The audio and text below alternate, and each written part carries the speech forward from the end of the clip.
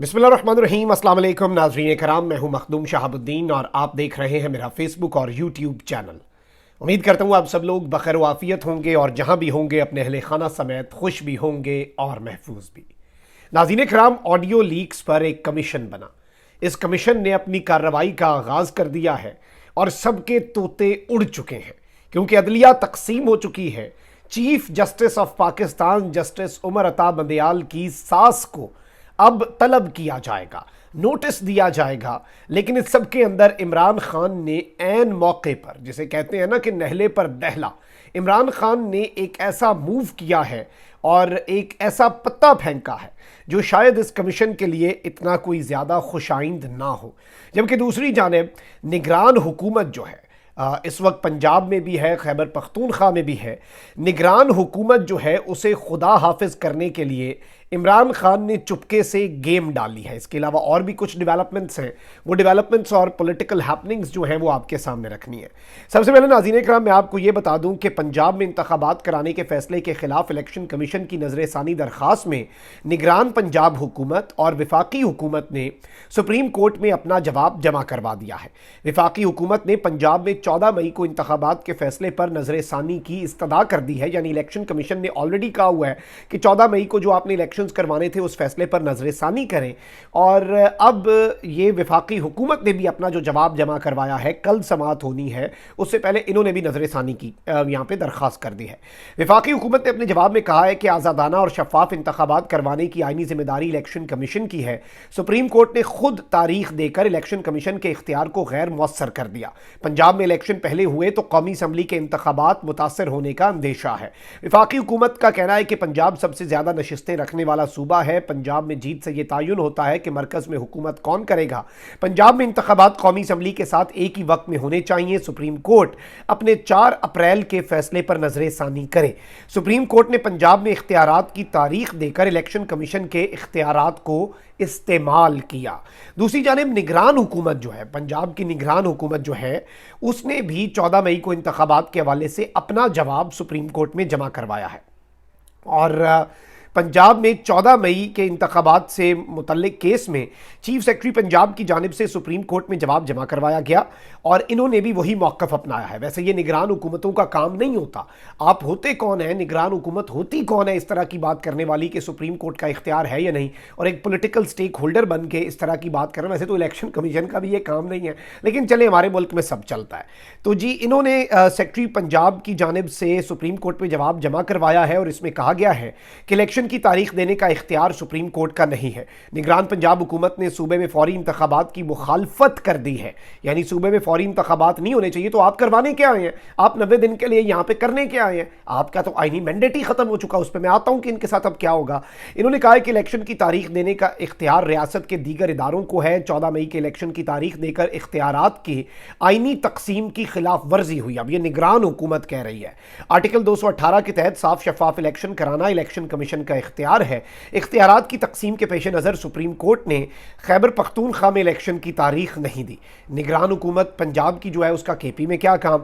अच्छा जी, निगरान पंजाब हुकूमत ने कहा है कि इलेक्शन प्रोग्राम में तब्दीली का इख्तियार इलेक्शन कमीशन का है। 9 मई के वाक़े के बाद सूबे में सिक्योरिटी हालात तब्दील हो गए, मतलब उससे पहले भी बहाने थे और अब उसे भी बहाना। अच्छा जी, इमरान खान की गिरफ्तारी के बाद सिविल मिलिट्री इमलाक को नुकसान पहुंचा। इमरान खान की गिरफ्तारी के बाद पुरतशद्दुद एहतजाज और मुजाहरे हुए।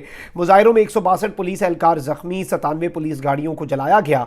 पंजाब में इलेक्शन के लिए 5,54,000 सिक्योरिटी एहलकार दरकार होंगे। इस वक्त अगर इलेक्शन हुए तो सिर्फ 77,000 की नफरी दस्तयाब है। यानी अगर नहीं होती नफरी दस्तयाब तो फिर इलेक्शन का ढोंग ही नहीं रचाते। खत्म कर दें इस मुल्क में जमहूरियत, खत्म कर दें इस मुल्क में आइन, खत्म कर दें इस मुल्क के अंदर कानून, और ताहयात जो है एक हुक्मरान खानदान को मुसल्लत कर दें। निगरान हुकूमत के जो इस वक्त करता धरता हैं वो उनकी नौकरी चाकरी करते रहेंगे, वो इसी में खुश हैं, और वो एक हुक्मरान खानदान पाकिस्तान में मुसल्लत कर दिया जाए। अच्छा, अब इस सब के अंदर 3 रुकनी बेंच जो है वो कल अब इस सब के अंदर दरखास्तों की समाअत करेगा और इनका जो जवाब है वो जमा हो चुका है। लेकिन लाहौर हाई कोर्ट से एक बहुत बड़ी खबर है। लाहौर हाई कोर्ट में निगरान हुकूमत को काम से रोकने के लिए दरखास्त जो है वो समाअत के लिए मंजूर हो चुकी है। अदालत ने वफाकी हुकूमत और इलेक्शन कमीशन समेत दीगर फरीकैन को नोटिस जारी कर दिए और अदालत ने इस्तफसार किया है कि अगर 90 रोज में इलेक्शन नहीं होते तो निगरान हुकूमत का क्या मुस्तकबिल होगा। अगर 90 रोज में इलेक्शन नहीं होते तो نگران حکومت کیا از خود ختم ہو جائے گی؟ اس حوالے سے اظہر صدیق صاحب نے وہاں پہ کہا کہ بالکل جی، اگر 90 دن میں الیکشن نہیں ہوتے تو نگران حکومت جو ہے وہ از خود ختم ہوتی ہے، پرویز الہی بطور چیف منسٹر دوبارہ بحال ہوتے ہیں۔ دوران سماعت اسسٹنٹ ایڈوکیٹ جنرل جو ہیں انہوں نے اس درخواست پر اعتراض کیا۔ جسٹس شاہد کریم کا پنجاب حکومت کے وکیل سے استفسار، انہوں نے پوچھا کہ آپ ہیں کون، یہ تو بتائیں پہلے۔ انہوں نے کہا کہ جی میں پنجاب حکومت کا نمائندہ ہوں اور جسٹس رضا قریشی اسی نوعیت کی درخواست کو خارج کر چکے ہیں۔ یہ اسسٹنٹ ایڈوکیٹ جنرل جو ہیں انہوں نے موقف پیش کیا، لیکن اس کے باوجود یہ درخواست سماعت کے لیے منظور ہوئی ہے۔ اس میں تمام سٹیک ہولڈرز جو ہیں انہیں نوٹس جاری کر دیا گیا ہے کہ وہ آ کے اپنا جواب جمع کروائیں۔ اب ایک جانب یہ سب کچھ ہو رہا ہے تو وہیں دوسری جانب عمران خان صاحب نے، میں آتا ہوں کہ ججز کی آڈیو لیکس انکوائری کے اندر اب کیا صورتحال ہوئی ہے، کس طرح سے یہ خلیج جو ہے یہ اتنی گہری ہو چکی ہے کہ آپ اس خلیج کا اب اندازہ بھی نہیں لگا سکتے۔ لیکن پہلے میں آپ کو یہ بتا دوں کہ چونکہ میں آپ کو کل بھی یہ بات بتا چکا ہوں کہ 3 رکنی کمیشن بنا ہے، اسلام آباد ہائی کورٹ کے chief justice well and good, Balochistan high court کے chief justice well and good, لیکن آپ نے سپریم کورٹ کا ایک جسٹس اس میں ڈالا ہے، اور یہ سب کچھ کیوں ہوا یہ تو سب کو پتا ہے۔ اسلام آباد ہائی کورٹ کے عامر فاروق صاحب قابل احترام ہمارے لیے، انہیں کیوں شامل کیا گیا اس کی وجوہات بھی سب کو پتہ ہے۔ قاضی فائز عیسیٰ صاحب کو اس کا سربراہ کیوں بنایا گیا یہ بڑا امپورٹنٹ ہے، اور قاضی صاحب جو ہیں یہ ابھی بھی چیف جسٹس نہیں ہیں، although یہ بننا چاہتے ہیں، ابھی سے ہی وہ اختیارات استعمال کرنا چاہتے ہیں، ہمارے لیے بہت قابل احترام ہے، لیکن انہوں نے اس ساری صورتحال کے اندر ابھی تک، اور obviously یہ چیف جسٹس کے ماتحت ہیں، تو چیف جسٹس سے اپروول کے بغیر ان کے ایک جج کو کس طرح سے کیا آپ نے اس کمیشن کا حصہ بنایا، یہ بڑا امپورٹنٹ ہے۔ اسی نقطے کو خان صاحب نے اٹھا لیا ہے۔ Chairman P T I Imran Khan نے آڈیو لیکس کی تحقیقات کے لیے بننے والے جوڈیشل کمیشن کو سپریم کورٹ میں چیلنج کر دیا۔ لیں جی، یہ ہے کپتان کا وہ نہلے پر دہلا، اور کپتان جو ہے وہ لیگل جنگ جو ہے اس میں ان لوگوں کو اتنا ان کے گرد کپتان نے گھیرا تنگ کیا ہوا ہے کہ ان کے لیے اب 2 نمبری جو ہے وہ کرنا ناممکن ہو چکا ہے۔ چیئرمین تحریک انصاف عمران خان نے وکیل بابر اوان کے توسط سے سپریم کورٹ میں درخواست دائر کی، جس میں وزارت قانون اور انصاف اور وزارت داخلہ کو فریق بنایا گیا ہے۔ درخواست میں موقف اختیار کیا گیا ہے کہ چیف جسٹس کی اجازت کے بغیر جوڈیشل کمیشن کی تشکیل نہیں ہو سکتی اور اس کے لیے کسی جج کو بھی نامزد نہیں کیا جا سکتا۔ درخواست میں کہا گیا ہے کہ سپریم کورٹ کے کسی جج کے خلاف تحقیقات یا کارروائی کا فورم صرف سپریم جوڈیشل کونسل ہے، اس طرح کا کوئی جوڈیشل کمیشن نہیں ہے۔ اسی حکومت کی ناک کے نیچے آڈیو ٹیپ ہوتی رہیں، یہ بھی تحقیقاتی عمل میں شامل کیا جائے کہ کس نے یہ آڈیوز ٹیپ کی۔ درخواست میں استدعا کی گئی کہ سپریم کورٹ اپنی 1999 کی ججمنٹ کو فالو کرتے ہوئے کمیشن بنانے کا حکم دے جو آڈیو لیکس کی منصفانہ اور شفاف تحقیقات کرے، جبکہ اس جوڈیشل کمیشن کے قیام کے نوٹیفیکیشن کو جو حکومت نے جاری کیا ہے کالعدم قرار دیا جائے۔ اب یہاں پر میں آپ کو یہ بتا دوں کہ اس سب کے اوپر ان کی اب اچانک چیخیں نکلنا شروع ہو چکی ہیں۔ آڈیو لیکس کمیشن کے قیام پر سپریم کورٹ میں چیلنج کرنے پر رہنما مسلم لیگ نون پرویز رشید نے بھی بڑی تنقید کی۔ انہوں نے کہا کہ جی عمران خان کے ڈان اور سسیلین مافیا ہونے کی یہ تصدیق ہے کہ جو عمران خان نے یہ چیلنج کر دیا۔ انہوں نے کہا کہ کسی بھی جرم کی تفتیش سے فرار کے راستے تلاش کرنا اعتراف جرم کے مترادف ہے۔ عمران کا خوف بتا رہا ہے کہ ان کے سازشی اور سہولت کار بے نقاب ہونے جا رہے ہیں، although معاملہ یہ نہیں ہے۔ اچھا، اس سب کے اندر جو خواجہ آصف ہیں انہوں نے اپنا موقف دیا کہ آڈیو لیکس تحقیقات سے پیچھے نہیں ہٹیں گے، بے شک عمران خان کمیشن چیلنج کر دے، کابینہ نے اسے تشکیل دیا ہے۔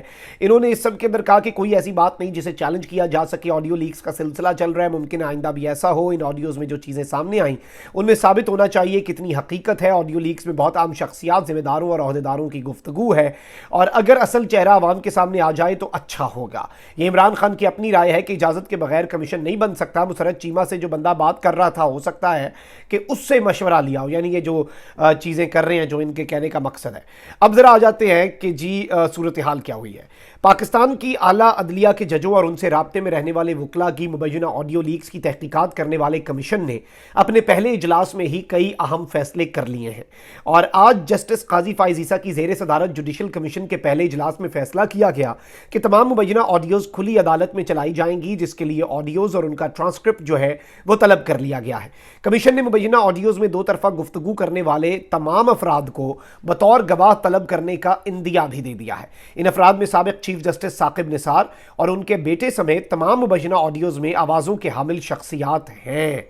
कमीशन के सरबराह जस्टिस काजी फाइज ईसा ने कहा कि हर इजलास में पंजाब फोरेंसिक एजेंसी का नुमाइंदा अदालत में मौजूद रहे। उन्होंने कहा कि अगर कोई फर्द इनकार करे कि उनकी आवाज़ नहीं तो पंजाब फोरेंसिक एजेंसी का नुमाइंदा हमें मुआवनत फराहम करेगा। जुडिशल कमीशन ने अटॉर्नी जनरल से तमाम ऑडियोज़ के ट्रांसक्रिप्ट तलब करते हुए ऑडियोज़ में शामिल तमाम अफराद के नाम, एड्रेस और राब्ता नंबर भी फराहम करने की हिदायत कर दी है। कमीशन ने अटॉर्नी जनरल से कहा है कि तमाम रिकॉर्ड 24 मई से पहले जमा कराया जाए, यानी कि कल तक का टाइम है, 24 को ये दोबारा बैठेंगे।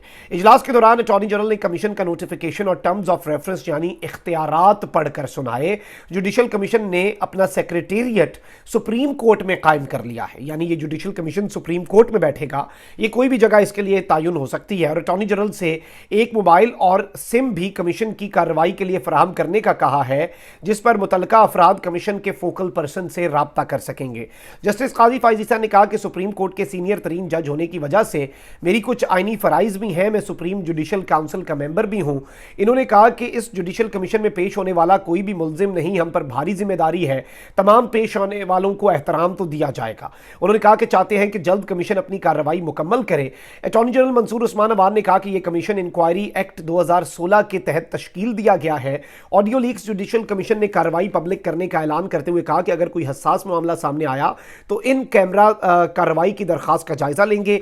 कमीशन की कार्रवाई सुप्रीम कोर्ट की बिल्डिंग में ही होगी, यानी उसी सुप्रीम कोर्ट की बिल्डिंग में चीफ जस्टिस उमर अता बंदयाल जो कि सुप्रीम कोर्ट के सरबराह हैं, उनकी सास को बतौर गवाह या जिस तरह से भी उनसे इन्वेस्टिगेशन करने के लिए बुलाया जाएगा। उन्होंने कहा कि जिनसे मुतल्लिक इंक्वायरी है उनमें 2 बड़ी उम्र की खवातीन भी शामिल हैं और अगर दरखास्त आई तो कमीशन कार्रवाई के लिए लाहौर भी जा सकता है, लेकिन उन्हें शामिल जरूर किया जाएगा।